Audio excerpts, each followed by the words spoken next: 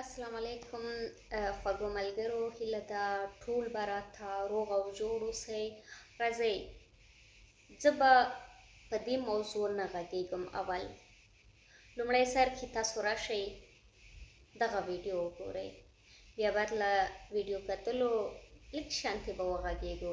که د دغه نجلۍ په ځای زه وم څه به مې کول، او د دغه نجلۍ په ځای که تاسو وئ څه به مو کول. نو راځئ ویډیو په شریکه ګورو.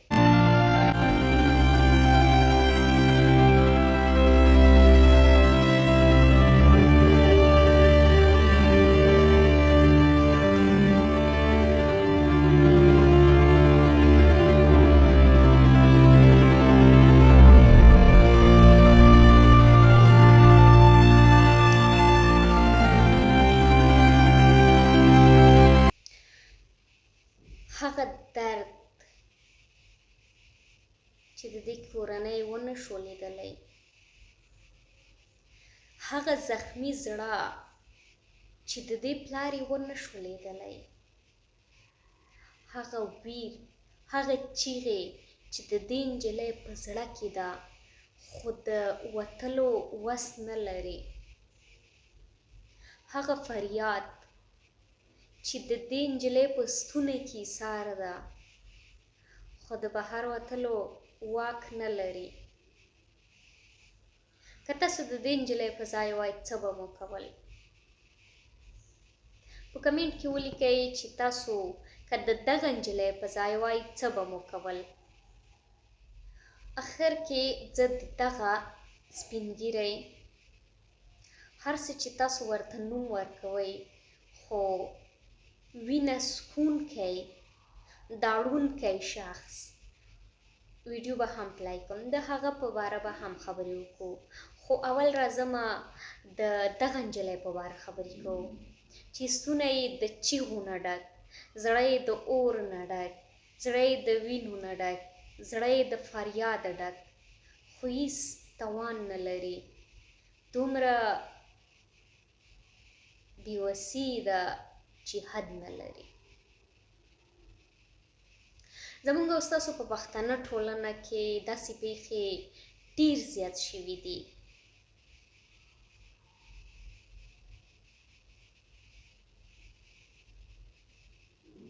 حتی نجونې داسې پلورل شوي دي چې هغه هیڅکله اسلام کې نه و شوی زموږ او ستاسو په ټولنه کې.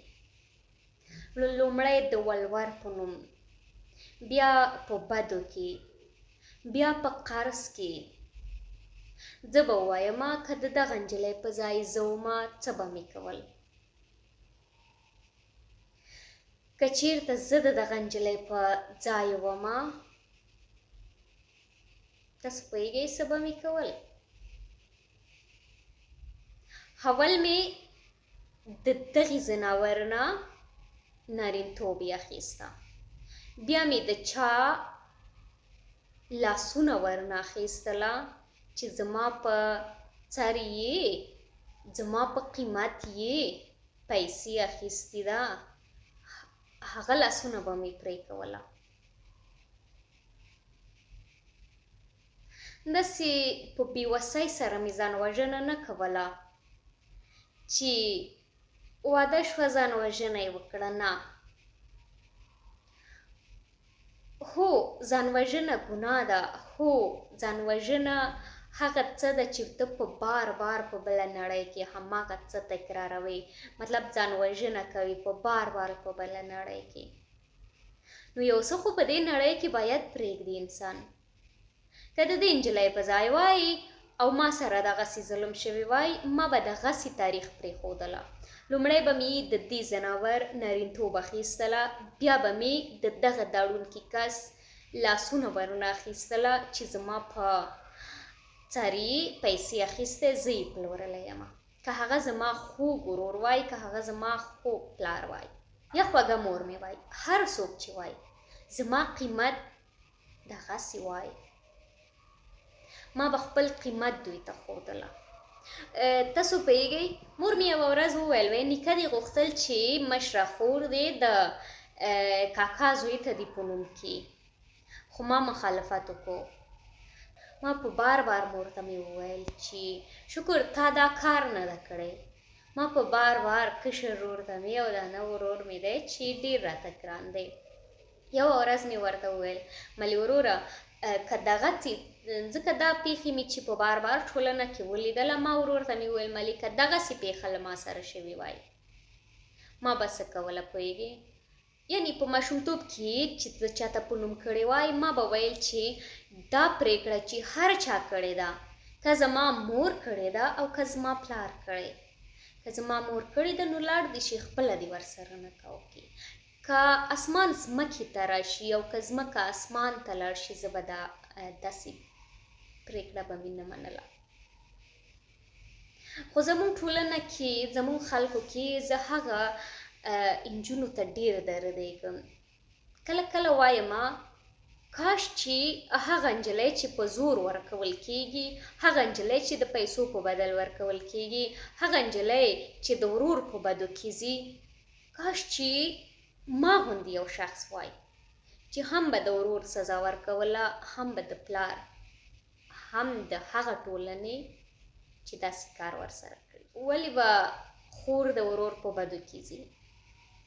ولې به د پیسو په مقابل کې خور ورکول کېږي، یوه نجلۍ ورکول کېږي؟ ولې د قرض په بدل کې یوه نجلۍ ورکول کېږي؟ دا قضیه ما څو ورځې انتظار وکړو چې صبر دا قضیه څنګه چل دی. خو په دې اخریو کې لومړی مې ولیدله چې دا نجلۍ پلار یې د پیسو په بدل کې ورکړې ده او بعد له واده نه یې ځان وژنه وکړه. ساده ځان وژنه بس خلاص. بیا مې ولیدله چې دا نجلۍ د قرض په بدل کې ورکړې ده او دا بوډاګی داسې په افتخار وایي او دا بوډاګی داسې په افتخار وایي چې مسلمانانو لاړ شئ د غزې مسلمانانو ته مرسته وکړئ، زما د وژلو لپاره ولې تاسو جایزه ټاکئ؟ ما دزدی نکردیم، ما به زور نگرفتیم، ما کدام جنایت نکردیم، کدام جرم شرعی قانونی نداریم.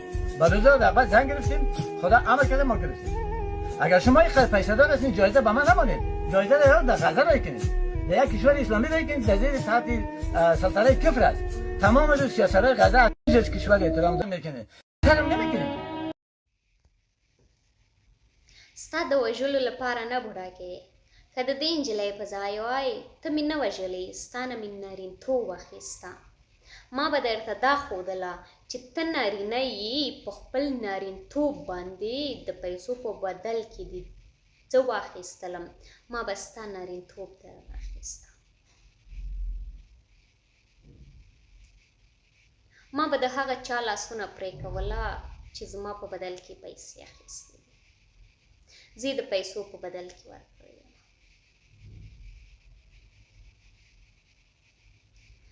خو هره قضیه چې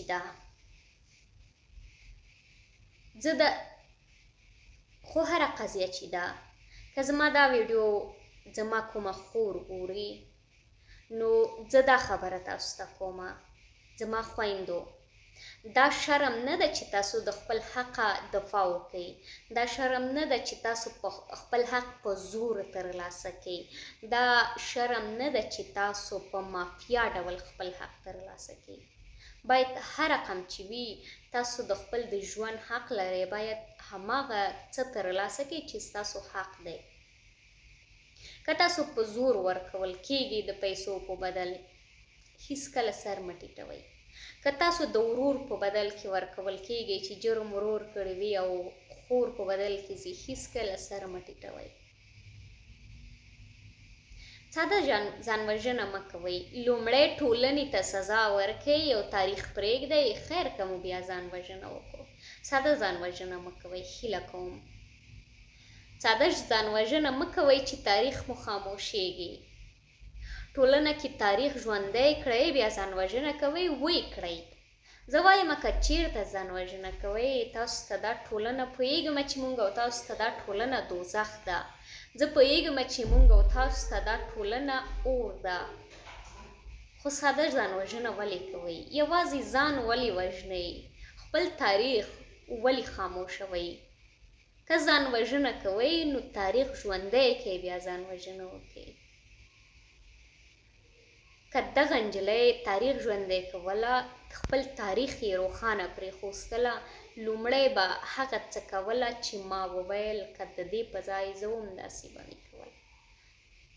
یوه ورځ د احمدي صاحب د خدای بښلې احمدي صاحب د ناولونو اړوند خبرې کوو چې هغه هم د ټولنې د اصلاح لپاره ډیر کار وکړو. خو یو څوک پاڅېده تېر وختونو کې وویل چې د احمدي صاحب کتابونه مې خوښېده، مطالعه کوله مې، خو ځکه مې پرېښوسته چې زموږ ټولنې سره په ټکر کې و. دا زموږ ټولنه ده، دې ته باید موږ سر ټیټ کړو. افسوس په موږ باندې. بیا لیدو په خیر.